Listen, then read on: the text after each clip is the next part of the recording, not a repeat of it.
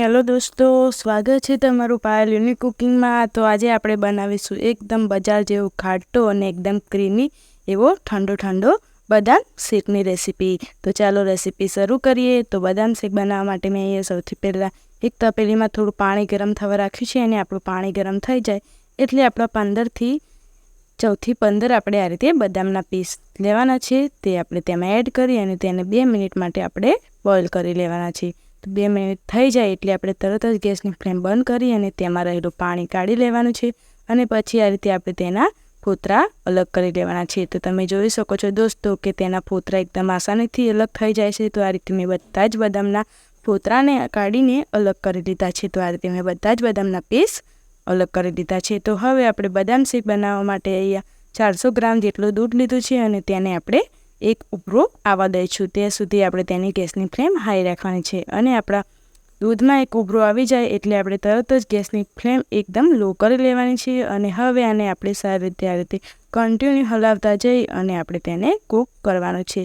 આપણે ગેસની ફ્લેમ એકદમ લો જ રાખવાની છે। જો આપણે હાઈ ગેસની ફ્લેમ પર તેને બનાવીશું તો તે એકદમ જાડું થઈ જશે એટલે આપણે તેની ફ્લેમ એકદમ લો જ રાખવાની છે। હવે આપણે તેમાં એકદમ સરસ ફ્લેવર લાવવા માટે થોડો આપણે તેમાં ઇલાયચીનો પાવડર એડ કરીશું।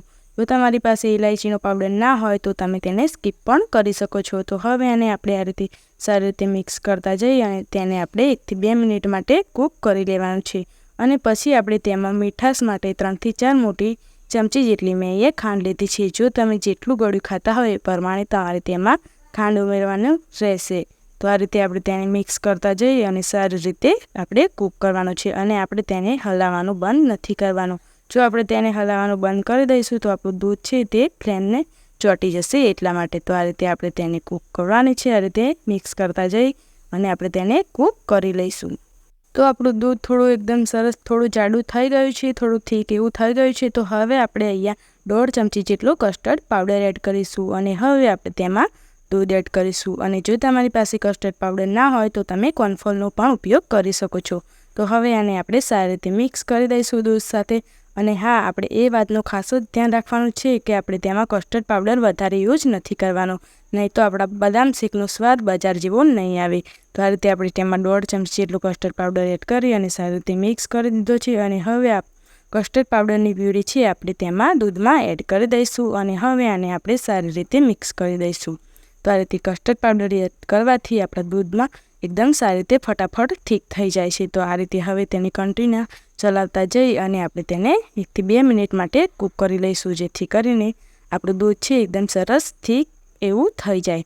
તો આ રીતે આપણે તેને હલાવતા રહેવાનું છે। હવે આપણે તેને આ રીતે હલાવવાનું બંધ નથી કરવાનું, નહીં તો આપણો કસ્ટર્ડ પાવડરના લીધે આપણું દૂધ છે તે પ્લેનમાં ચોંટી જશે। તો હવે આપણે આ રીતે એક મિક્સર જાર લઈશું અને આપણે જે ફોલીને રાખી છે બદામ તે બધી જ બદામ આપણે આમાં એડ કરી દઈશું અને હવે આપણે આમાં થોડું દૂધ પણ એડ કરી દઈશું અને હવે આને આપણે એકદમ સરસ એવી પેસ્ટ બનાવીને તૈયાર કરી લઈશું। તો આ રીતે આપણે ઢાંકી અને એને એકદમ સરસ આ રીતે પેસ્ટ બનાવીને તૈયાર કરી લેવાની છે। તો મેં આ રીતે બદામની પેસ્ટ બનાવીને તૈયાર કરી લીધી છે। તો હવે આ પેસ્ટ છે તે આપણે આમાં એડ કરી દેવાની છે। તો તમે જોઈ શકો છો કે આપણું બદામ શેક એકદમ સારી રીતે ઘટ થઈ ગયું છે। આ રીતે એકદમ સરસ તેની લેયર તૈયાર થાય છે। તો હવે જે આપણે પેસ્ટ તૈયાર કરીને રાખી છે બદામની તે આપણે આમાં એડ કરી દઈશું।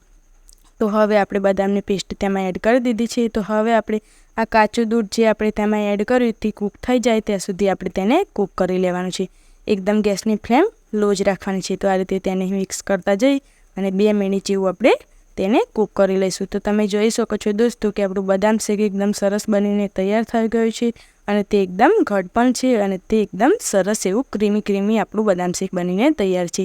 તમને બતાવું તો આ રીતે એકદમ સરસ એવું ચમચામાં એકદમ સારી રીતે ચોંટે છે। આ રીતે ચમચા ઉપર તેની એક લેયર તૈયાર થઈ જાય છે। તો આપણું બદામ શેક બનીને તૈયાર છે।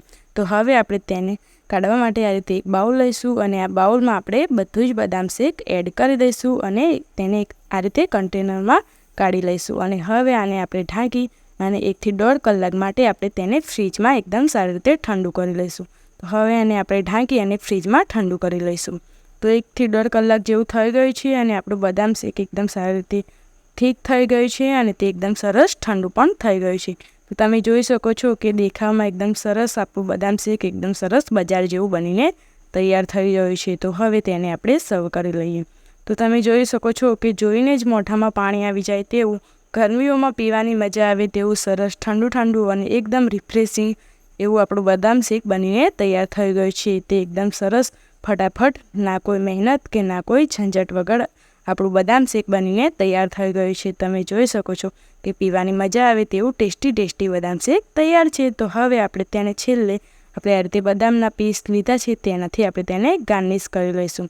તો તમે જોઈ શકો છો કે પીની ખૂબ જ મજા આવે તેવું આપણું બદામ શેક બનીને તૈયાર થઈ ગયું છે.